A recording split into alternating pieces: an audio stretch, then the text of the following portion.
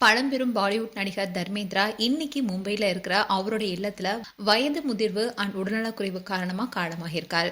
அவருக்கு வயது 89. பாலிவுட்ல பிரபலமான நடிகர் தான் தர்மேந்திரா. கடந்த மாதம் தான் உடல்நலக்குறைவால மும்பையில இருக்கிற மருத்துவமனையில சிகிச்சைக்காக அனுமதிக்கப்பட்டாரு. இதற்கிடையில அவருடைய உடல்நிலை ரொம்பவே மோசமானது. அதனாலேயே அவர் உயிரிழந்தாருன்னு பல மீடியாக்களையும் செய்தி வெளியானது. ஆனா அவருடைய மனைவி ஹேமா மாலினி அது வெறும் வதந்தின்னு தெரிவிச்சிருந்தாங்க. இதை தொடர்ந்துதான் மருத்துவமனையில இருந்து டிஸ்சார்ஜ் செய்யப்பட்டு வீட்டிலேயே சிகிச்சை பெற்று வந்தாரு தர்மேந்திரா. இந்நிலைதான் இன்னைக்கு மாரடைப்பு காரணமா உயிரிழந்திருக்காரு. இவர் 1935ஆம் ஆண்டு பஞ்சாப்ல பிறந்திருக்காரு. இவர் தன்னுடைய 19 வயதிலேயே பிரகாஷ் கபூர் என்பவரை திருமணம் செஞ்சுக்கிட்டாரு.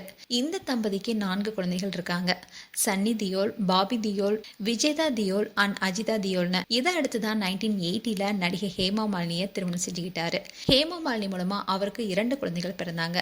1960ல வெளியான தில்பி தேரா ஹம்பி தேரா என்ற ஹிந்தி படத்தின் மூலமா சினிமால நடிகரா அறிமுகமானாரு. இவருடைய நடிப்புல வெளியான ஷோலோ படம் பெரிய அளவுல ஹிட் அடிச்சதுனால இந்திய அளவுல கவனம் ஈர்த்தாரு தர்மேந்திரா. சுமார் 60 வருஷங்களா பாலிவுட் திரையுலகில் வலம் வந்தவர் தான் இவரு. அவர் நடிப்புல உருவாகியுள்ள இக்கிஸ் திரைப்படம் அடுத்த மாதம் திரைக்கு வர இருக்கு. தர்மேந்திராவுடைய மகன்கள் இப்போ உலக அளவுல பிரபலமா இருக்காங்க.